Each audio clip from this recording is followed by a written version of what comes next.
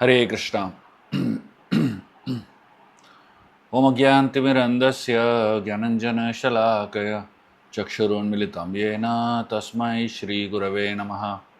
श्रीचैतन्यमनोभीष्टं स्थापितं येन भूतले स्वयं रूपकदा मह्यं ददाति स्वपदान्तिकं। वन्देऽहं श्रीगुरु श्रीयुतः पदकमलं श्रीगुरून् वैष्णवांश्च श्रीरूपं साग्रजातां सहगणा रघुनाथान्वितं तं सजीवं साद्वैतं सावधूतं परिजनसहितं कृष्णचैतन्यदेवं श्रीराधा कृष्णपदान् सहगणा ललिता श्रीविशाखान्वितंश्च। हे कृष्ण करुणा सिंधु दीनबंधु जगतपते गोपेश गोपिकाकांत राधाकांत नमोस्तुते।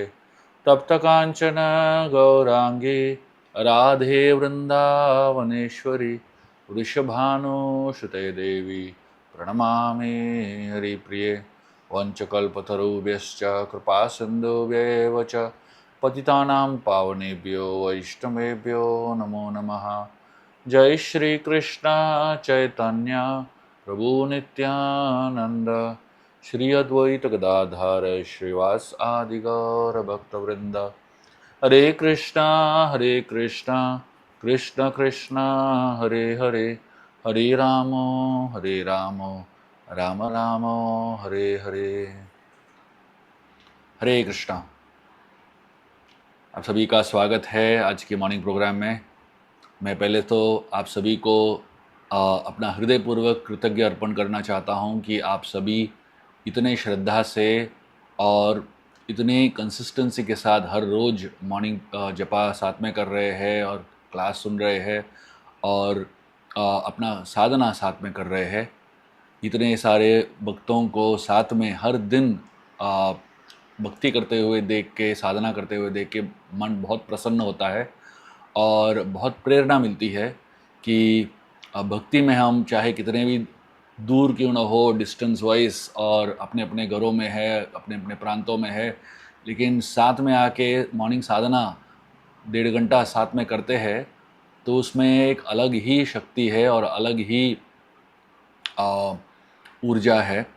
तो आइए इस साधना को हम हमेशा हर दिन इसको जारी रखें और चाहे कितने भी अपने जीवन में संकट आए, मुश्किलें आए, बाधाएं आए, इसको हम प्रायोरिटाइज करें और इसको अपना जीवन का मूल जड़ बनाएं। आज हम भगवान का एक बहुत महत्वपूर्ण नाम और गुण के बारे में मनन करेंगे। भगवान का एक नाम है एकह। एकह का मतलब क्या है? एकह मतलब एक। लेकिन हमारे आचार्य कहते हैं कि ये जो एकह शब्द है उसमें बहुत गहरा मीनिंग है, उसका गहरा व्याख्यान है। उसके बारे में हम लोग अलग ही तरीके से हम सोच सकते हैं। रामानुजाचार्य कहते हैं कि एकह का मतलब है, मतलब ये नहीं है कि एक है अनेकों में। एकह का मतलब है वो एक जो है वो इतने संपूर्ण है अपने में ही कि बाकी सब जो है उनके सामने सेकेंडरी है। जैसे आप सोचिए, एक ऑफिस में, एक दफ्तर में बहुत सारे एम्प्लॉयज होते हैं, बहुत सारे काम करने वाले होते हैं, लेकिन एक ही बॉस है, वो एक है।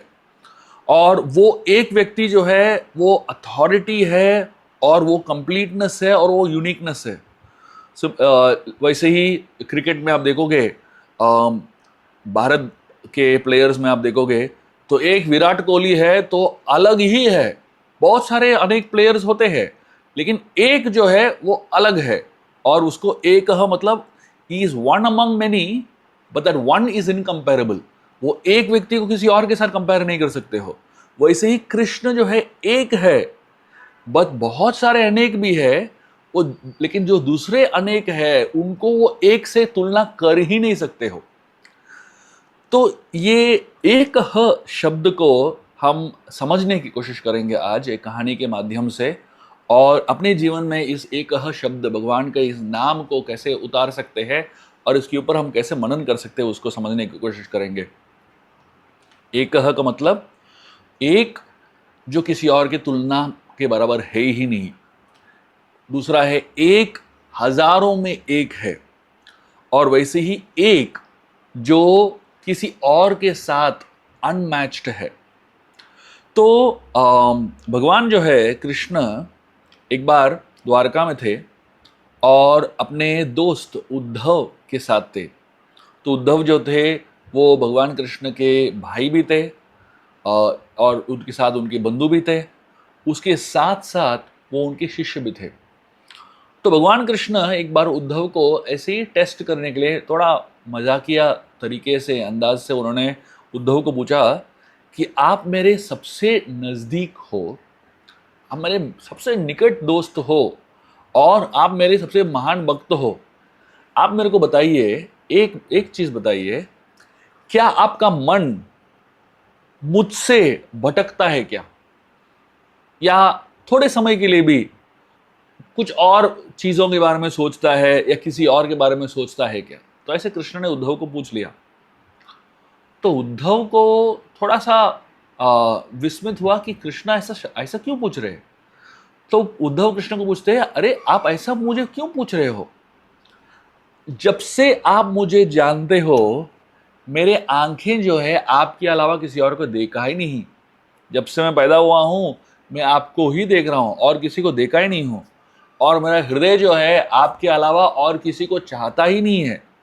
आप ही मेरे ख्यालों में हो, आप ही मेरे मन में हो, आप ही मेरे दृश्य में हो, और आप ही मेरे चित्त में हो। तो कृष्ण उनको देखते हैं और मुस्कुराने लगते हैं। और कृष्ण जो है उद्धव को बगीचे में लेके जाते हैं, द्वारका उनके महल के बगीचे में लेके जाते हैं। जब कृष्ण और उद्धव जो है बगीचे में टहल रहे हैं, उस समय एक बहुत सुंदर युवती उधर से गुजरती है।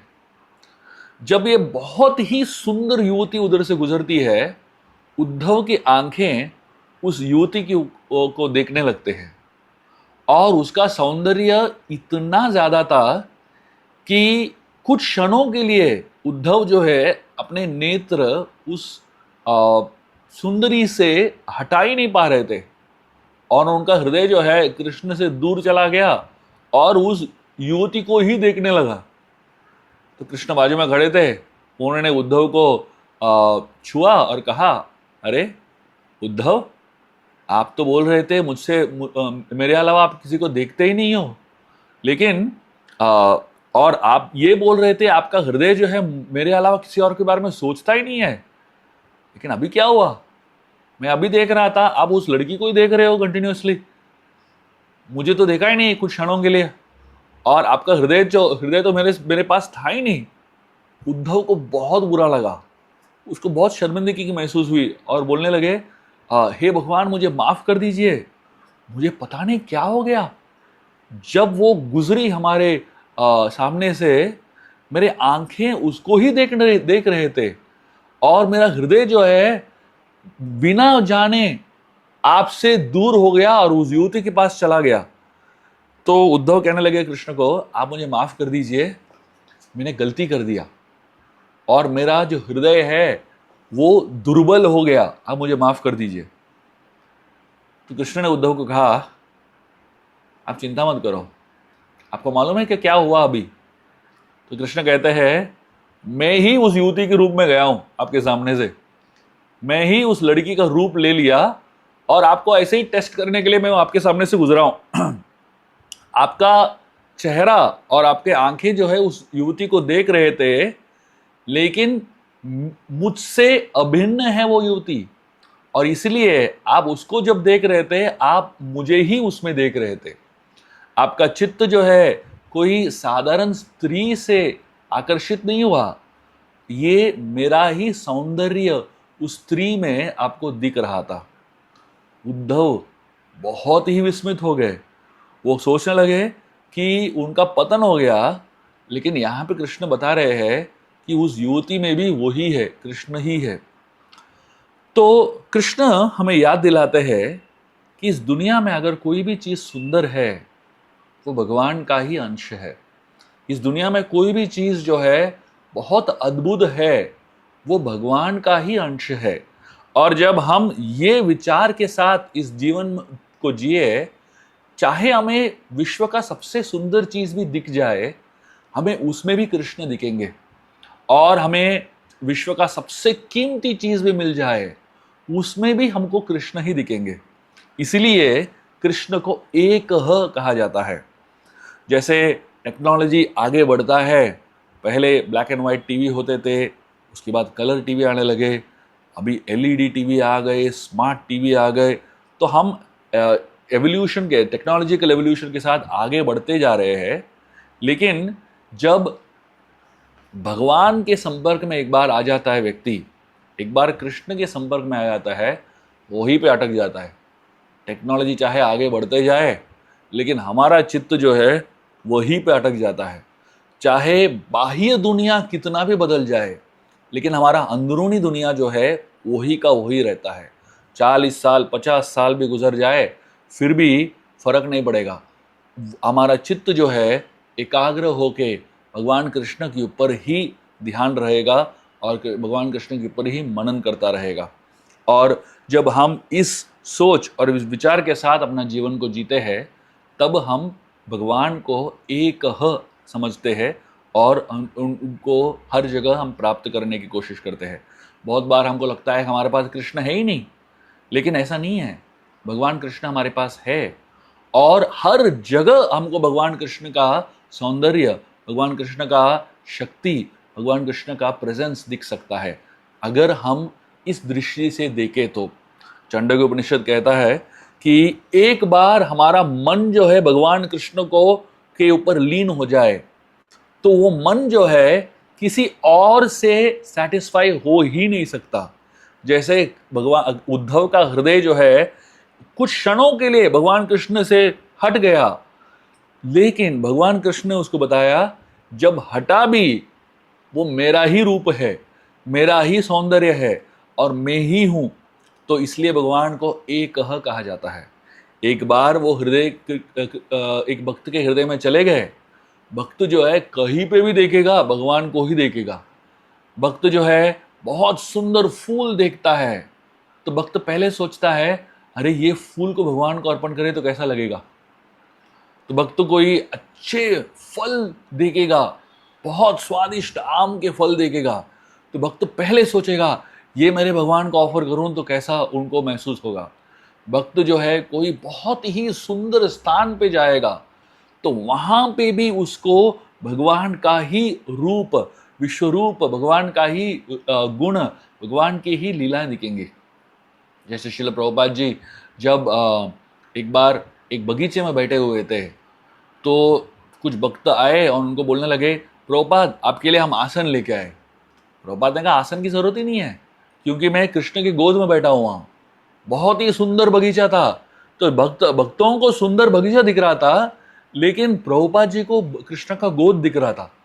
तो थोड़ी सी ठंडी हवा बहने लगी, तो एक भक्त जो है प्रभुपाद के लिए चादर लेके आया और बोलने लगा, प्रभुपाद ये चादर पहन लो, ठंडी हवा है। तो प्रभुपाद ने कहने लगे, ये ठंडी हवा नहीं है, भगवान कृष्ण का आलिंगन है, मैं भगवान कृष्ण का आलिंगन महसूस कर रहा हूँ। तो अब देखिए, भक्त जो है जब एक चित्त से भगवान कृष्ण के ऊपर मनन करते हैं और भगवान को महसूस करने लगते हैं, एक बार हृदय में महसूस कर लिया, तो आपको सब जगह भगवान ही दिखेंगे, कृष्ण ही दिखेंगे। चाहे कोई सुंदर व्यक्ति हो, चाहे कोई सुंदर चीज हो, कोई अद्भुत दृश्य हो, चाहे कुछ भी हो, और चाहे हमारे जीवन में संकट क्यों ना हो, तो वहां पे भी हमें कृष्ण का ही हाथ दिखेगा। तो आइए इस नाम के ऊपर मनन करें और अपने चित्त को एकाग्र करके भगवान के इस नाम इस नाम के ऊपर मनन करते हुए अपना दिन बिताएं।